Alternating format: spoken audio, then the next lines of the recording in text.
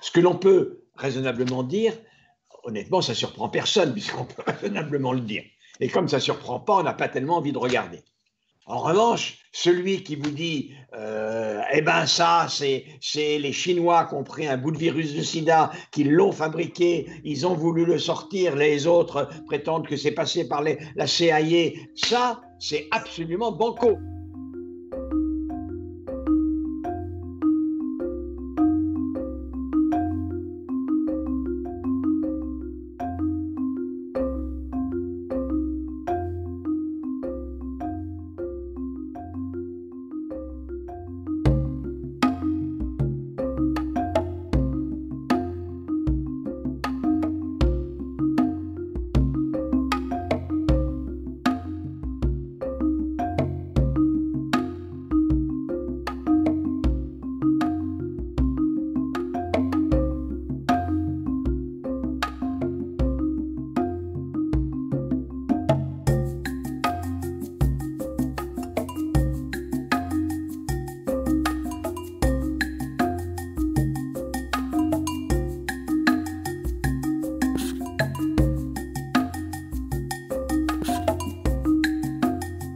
Et dans ce monde, une des grandes caractéristiques, c'est la défiance.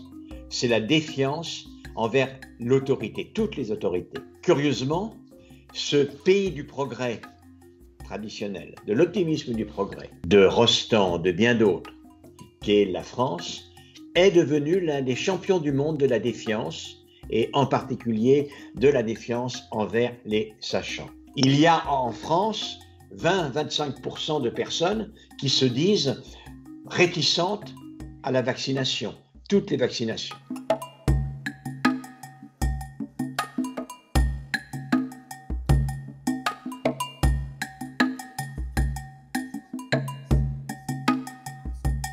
L'idée selon laquelle il allait y avoir un consensus, tout le monde disant la même chose, c'est un monde simplement qui n'existe pas. On imagine bien que l'idée que l'on va avoir une observance, une confiance généralisée dans la population, elle est pour le moins extrêmement singulière. Elle procède d'un optimisme naïf. Les phénomènes nouveaux néanmoins sur ce fond, c'est évidemment les réseaux sociaux et les chaînes d'information continue.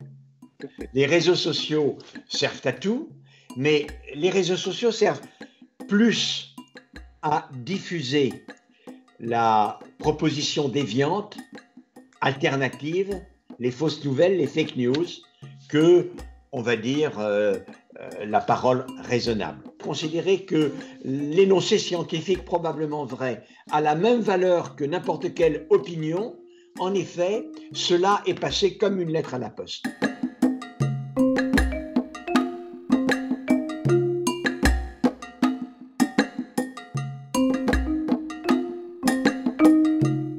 Didier Raoult aime beaucoup la chloroquine. Et depuis très longtemps, depuis 10 à 15 ans, il essaye d'utiliser la chloroquine qui agit au niveau des endosomes, en modifiant le pH des endosomes. Il l'utilise pour traiter de nombreuses maladies infectieuses. Et donc, évidemment, quand le virus SARS-CoV-2 est arrivé, avec ces données que la chloroquine était active dans un modèle cellulaire, il a dit, bon, ben voilà, c'est ce qu'il faut faire. Et son devoir presque légal et évidemment éthique, était de soumettre son protocole à une recherche contrôlée. Du jour où la médecine est passée de la médecine au doigt mouillé à la médecine basée sur les preuves, la médecine a fait des progrès. Quelque bonne soit l'intuition du très grand savant Didier Raoult, il devrait intégrer l'hypothèse improbable qu'il peut se tromper. Et il se met à remplacer les arguments de nature à convaincre les pairs par la création d'une communauté militante totalement invraisemblable, je ne sais pas pourquoi, mais très marquée à droite, mais très active et qui a une dimension mondiale.